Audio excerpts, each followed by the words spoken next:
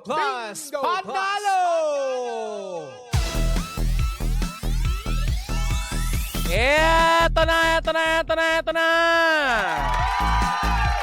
Tayo nagbabalik sa inyo mga talapihitan, mga pangga. Mamimigay tayo ng lucky card para sa Pangga Bingo Plus Panalo. Hatid sa atin ang Bingo Plus, Bingo sa Saya, plus sa Panalo.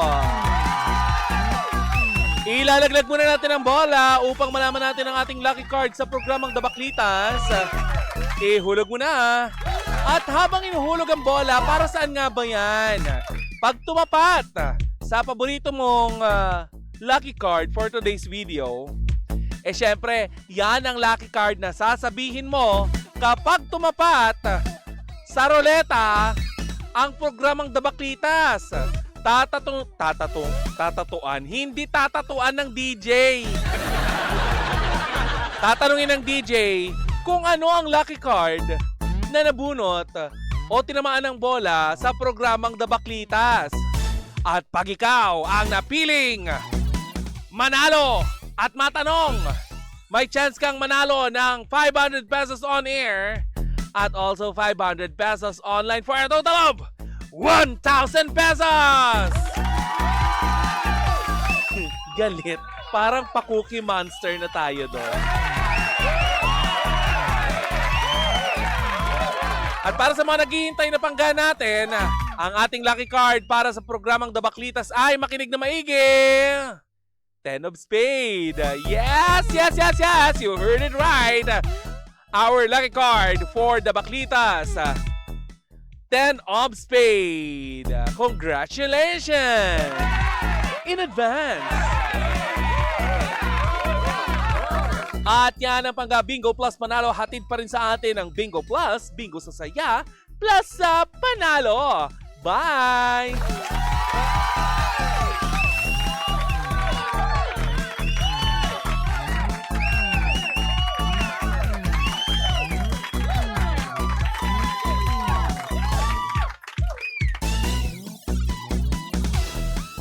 Cheers, Miss Dabaklitas!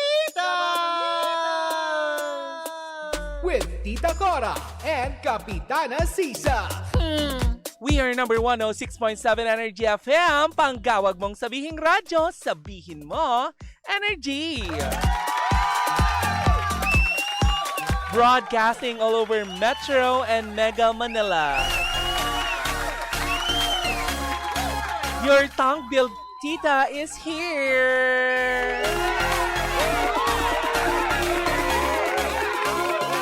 Makakasama mo sa loob ng halos wala ng isang oras. Dahil naubos na natin ang first hour ng programang 20% ang chikahan, 80% ang tugsyuhan. Ito ang Baklita sa Wow Wow Wow Wow! Aha, yes! Ito ang katangi-tanging programa na pinag-uusapan ng buhay ng may buhay. Alam ko sa mga oras na ito, maraming mga nanay ang nag-uuwian pa lang sa kanilang mga bahay. Diba?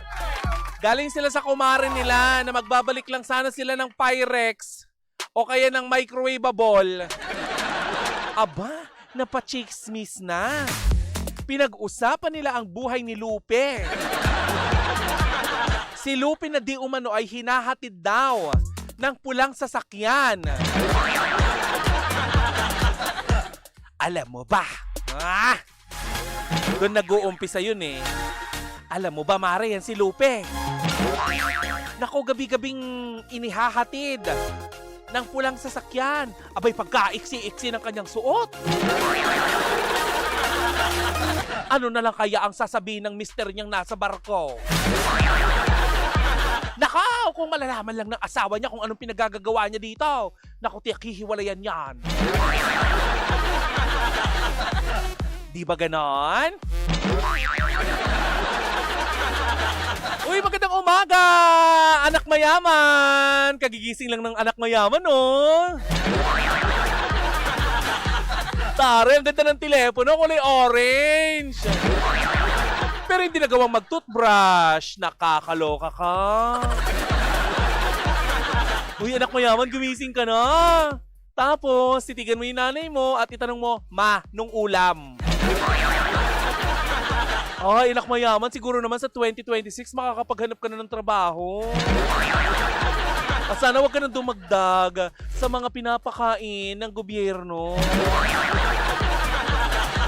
Yeah, I know, your parents, magbabayad sila ng buwis, pero sana ipaubaya mo man lang din, di ba, sa ibang mas nangangailangan. Yung dapat itinutulong sa'yo. Maghanap buhay tayo upang nang sa ganon ay meron tayong maiambag sa mga ginagastos ng iba pang nepo babies. Yon ay post lamang po sa social media, hindi ko po opinion yon, ha? Ay, nako, good morning, good morning! Sa lahat po ng nakapanood na ng aming guesting sa The Issue ni Papa Ogie Diaz. Marami sa inyo dyan na humihiling ng part 2 pero unfortunately, wala na pong part 2 yan. Yan na po yung kabuuan yan. Pero malay nyo naman, i-guest kami ulit sa main channel ni Kuya Ogie. Feeling!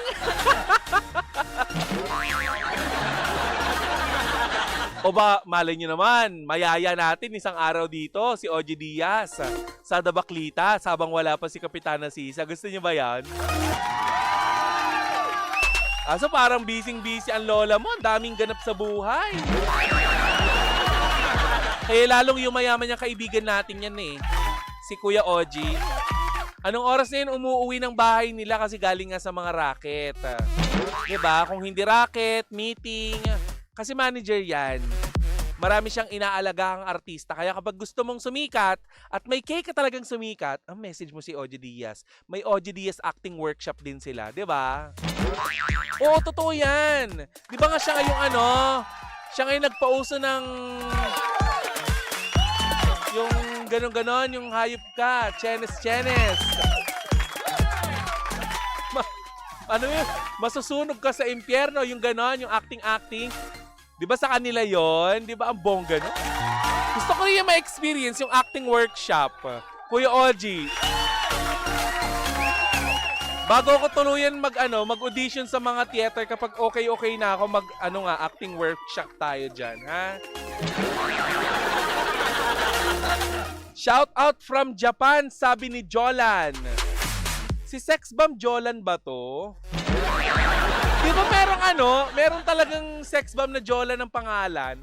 Tama ba? Sorry, ang inabutan ko na kasi ay si Ariana Grande.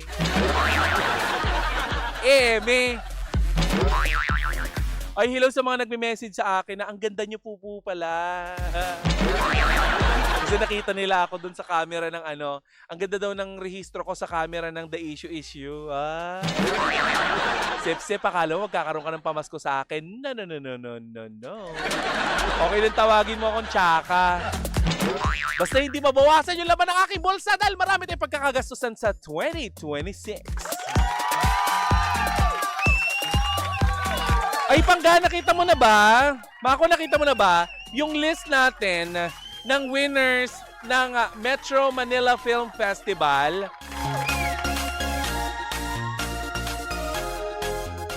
Oo. Alam nyo ba na na ang tinanghal na Best Actor at Best Actress ay si Vice Ganda at si Cristel Go? Palakpakan natin. Alam nyo ba yan? Paano nyo malalaman? Puro yung telepono nyo ang hawak nyo. Wala kayong ginawa kundi dumutdot sa mga cellphone nyo. Tapos magre-reklamo kayo na masakit ang ulo ninyo. Anong akala nyo sa akin? Dumudumi ng pera! Di ba ganun yung nanay mo? Uy, pero eto na nga ang nakakaloka. Di ba tinanghal nga ng Metro Manila Film 51st Metro Manila Film Festival si Vice Ganda bilang Best Actor at si Cristel naman na nagbida ayan sa I'm Perfect na dumalaw sa atin dito ang mga cast nun ay siyang Best Actress. Alam nyo, sobrang saya at sobrang naramdaman natin yung inclusivity. Ang sarap sa puso na makakita ng mga taong hindi mo inaasahan na manalo ng major awards sa MMFF. Dahil sabi nga ni Mime, pwede na pala.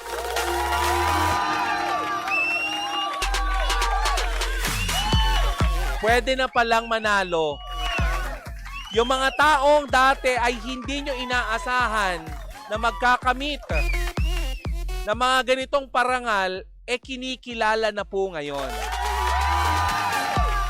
Sa katunayan, ay kinumendahan ng National Council on Disability Affairs o NCDA ang mga producer ng filmmaker at creative team na nasa likod ng proyektong I Am Perfect. Samantala, sa kabilang dako, ang Call Me Mother naman ay tumabo ng napakaraming, 'di ba?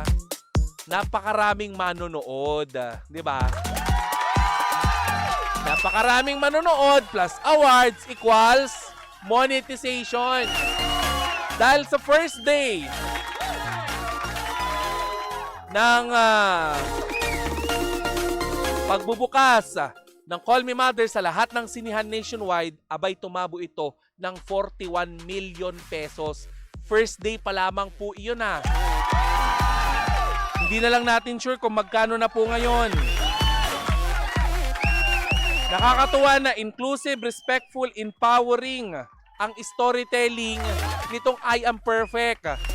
Dahil hindi normal sa ating mga mata na makakita ng mga ganito on screen, pero kinilala po natin sila.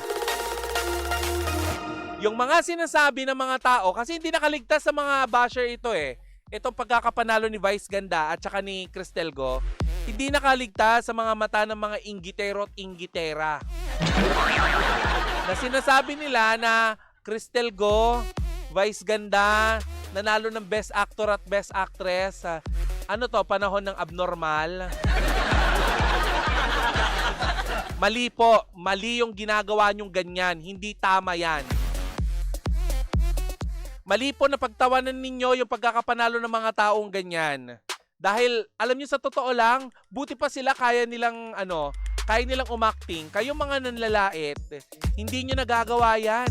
Meron sila ng mga bagay na wala kayo. Kaya sana, respetuhin nyo po yung naging desisyon ng juries. Hindi yung puro kayo pang babash kay Meme, Vice Ganda, lalong-lalo na dito kay Cristel. Alam nyo nung nandito yung mga bata, ay mas para silang bata kasi syempre parang Ate Cora, ganon, ang peg ko. Nung nandito sila, parang mas naramdaman ko pa nga may puso sila kaysa sa iba Diba, marami po sa ating mga kababayan, let's be honest here. Marami sa inyo ang matitino, 'di ba? Marami sa inyo ang nakapag-aral, pero nung ginagawa, nagnanakaw, hindi po ba? Kanina lamang ano 'yung naibalita natin? 'Di ba, ilang pulis 'yon ang dinisarmahan at kakasuhan dahil sa pagnanakaw. 'Di ba, mas nakakahiya 'yon? 'Di ba? Kaysa naman itong mga taong 'to na, 'di ba, sobra ang binigay nilang dedication sa craft nila. Hindi biro gumawa ng pelikula para sa kaalaman nyo. Di ba tinatawag nyo sila na hindi normal? Di ba tama? Tinatawag nyo silang hindi normal. Yun na nga, hindi na nga sila normal. Kung yan ang tingin nyo sa kanila, hindi sila normal, pero nakakapagtrabaho sila. Di ba? Nakakapagtrabaho sila at kaya nilang sumabay sa normal na mundong sinasabi ninyo. Di ba? Sobra kayo. Sobra yung ginagawa nyong ganyan. Hindi tama yan. Diba? Kaya sa mga nang babash, kay Cristel Go at saka kay Meme Vice Ganda, ito ang para sa inyo. Isa pa! Ayan, para sa inyo, para mawala kayo. Umulan din na napakaraming award Ang I'm Perfect, nakakuha ng Best Picture ang I'm Perfect. At saka meron pa silang isang nakuha, 'di ba? Hihilingin lang natin yung listahan upang nang sa ganun ay maipakita natin yung list ng mga nanalo, 'di ba?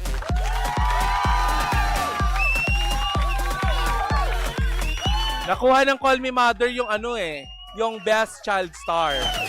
'Di ba? At least 'di ba, sa mga panahong ito, isa lang yung nanalong Best Actor at isa lang yung nanalong Best Actress.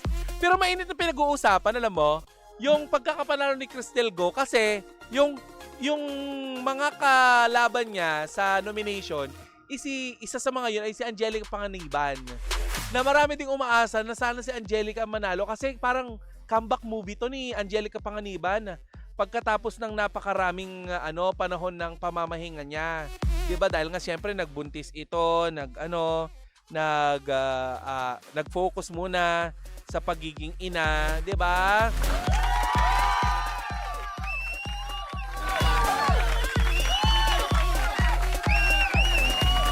So ito yung mga major awards.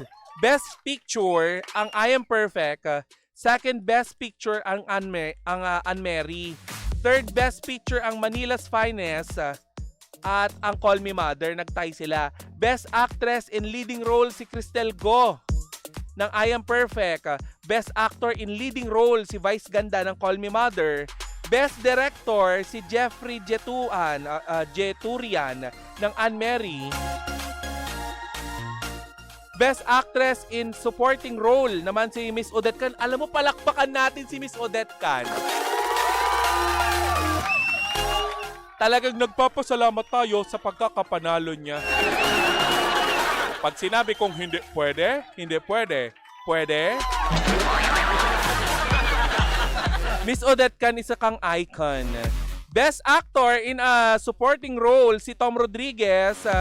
Best Child Performer si Lucas Andalio ng Call Me Mother. Best Screenplay si Chris Martinez and Teresa Cayaba ng Anne-Marie. Best Editing si Benjo Ferrer ng Anne-Marie. Best Cinematography si Raymond Red ng Manila's Finest. Best Production Design si Rigo Ricio ng Manila's Finest. Best Sound naman itong si Roy Santos ng Manila's Finest. Best Musical Scoring si Frederick Sandoval and Emerson Texon ng Manila's Finest. Best Original Theme Song ang Sandalan ni Venny Saturno ng Manila's Finest. Best Visual Effects ang San Telmo Incorporated ng Shake, Rattle and Roll Evil Origin. May special award din ang Gatpuno Antonio Villegas Cultural Award ng Manila's Finest, FPJ Memorial Award ng Bar Boys After School, special jury prize naman itong si I Am Perfect, Best Ensemble. Breakthrough Performance naman itong si Zach Sibog ng Anne-Marie. At yan ang kabuuan ng mga nanalo or nagkamit ng parangal sa 51st Metro Manila Film Festival.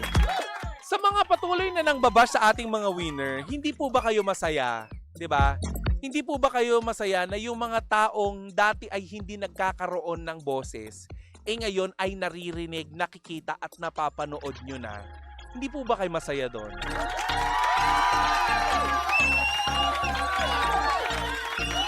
Hindi po ba kayo masaya na nagkakaroon ng kamalayan ang bawat isa sa atin? Alin po ba ang tunay na normal? Yung tumitingin na mas maliit ang kapwa kaysa sa kanila? O yung nagpapakataas na minamaliit yung kapwang alam nilang may kakulangan sa kanila? Alin po ba talaga ang normal? Upang nang sa ganon, kami na po mag-adjust sa inyo, di ba? Kung kaya nyo pong sagutin yan, alin po ba ang mas normal? Di ba? Kasi ang tingin namin, sa amin sa aking opinion din, ang tunay na normal ay yung marunong kumilala sa mga taong nagkakamit ng tagumpay ng iba at nagiging masaya sa tagumpay ng iba. Yun ang tunay na barometro natin ng pagiging normal. Diba? Sobrang, ewan ko, nababastusan ako sa iba. Hinamak nyo na ang pagiging member ni Meme Vice Ganda ng LGBTQIA. Kaya namin yon. Kaya ng mga LGBTQIA plus community yon. Malalakas ang mga nasa community ng LGBTQIA plus. Pero, yung mga may Down syndrome, ibabash mo, diba naiintindihan nyo ba yun? Or naiintindihan ba nila yung sinasabi nyo kung gaano kayo kasama? Diba sobra kayo? Diba? Dapat talaga sa inyo ito eh. Isa pa. Perfect.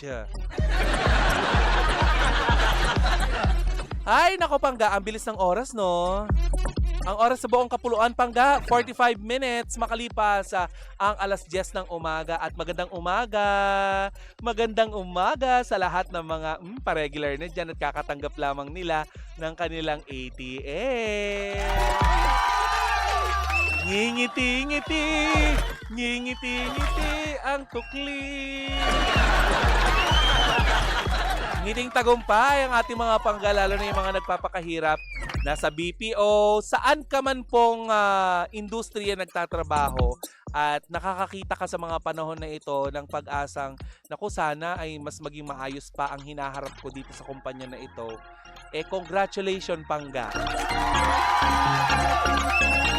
Congratulations sa lahat ng mga may nakamit ngayong December at sa mga nagsi-celebrate ng kanilang birthday! Happy birthday! Happy birthday sa inyo! Happy birthday! Last mo na yan this year! Happy birthday! Diba? Nais ko lamang batiin ang mga tunay na nagpapabango sa Tita Cora mo. Ang Dubai Sentify. Ang dahilan kung bakit nililingon tayo. Dati kasi nililingon ako na, uy, laki ng bading. Ganun paglingon sa akin. Ngayon hindi na, parang maambango naman nung Bex. Ano yung pabango mo? Ay nako, thank you so much Dubai Sentify.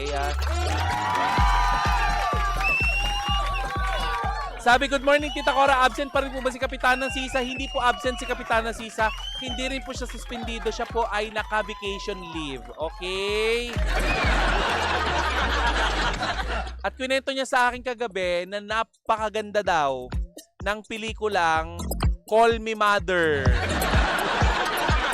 Sabi ko, sino sila mas maganda ng I Am Perfect? Sabi niya, ano ka ba? Nag-best actress na si Cristel, tapos best actor si Meme. So parehas maganda. Kasi parehas kung hindi pa napapanood dahil nga syempre, pilay ang lola mo, di ba?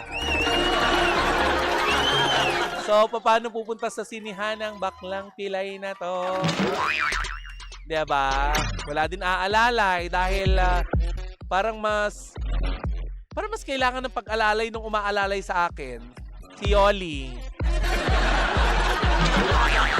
Anyway, pangkabilis ng oras, mabubuo na natin ang 2 oras ng chikahan. Sa nakalipas na 1 oras mahigit, sinamahan mo ako. Maraming salamat. Sa aking YouTube channel na Takore, meron akong bagong upload. Panoorin mo na. Takore, mainit-init na chika. Hanapin mo din ako sa aking TikTok, Tita Cora. Tita Cora. Pwede ring Tita Core, pero mas kilala ko sa Tita Cora. Natatahimik ka dyan. Maraming salamat sa ating supervisyong teknikal. Nandiyan na ba si Master Toy? Wala pa rin. Si Kuya Recto, wala pa rin. Si Kuya Jun yata ang nandyan. Oo, sana malaman natin araw-araw kung sino talaga yung naka-duty na tech natin, no, para napapasalamatan natin. Silang dahilan kung bakit nananatiling malinaw pa rin tayo on air sa buong Metro and Mega Manila. Sa mga taga Laguna, mag-ingay! Naririnig nyo ba kami? Sa mga nasa Rizal, naririnig nyo ba kami? Ay nako. 'Diba? At syempre, ang ating production assistant / Energy FM social media expertise. Going there. Getting there. Si Mako ang chismosa mong kapitbahay. Maraming salamat sa sa paghalili. At sa lahat ng ating mga pangga na tumutok sa atin via Facebook Live, TikTok Live, live na live. Ito pa rin ang programang 20% na tsikahan, 80% na dugsyonghan sa ngalan ng aking partner na si Kapitana Sisang hindi naman ganun kaganda. Ako po si Tita Cora. At ito ang programang Baklita sa Woo Woo Woo Woo! Ng 106.7 Energy FM Pangga. Huwag mong sabihin radyo, sabihin mo Energy! Bye! Happy Monday, Pangga! Mwah!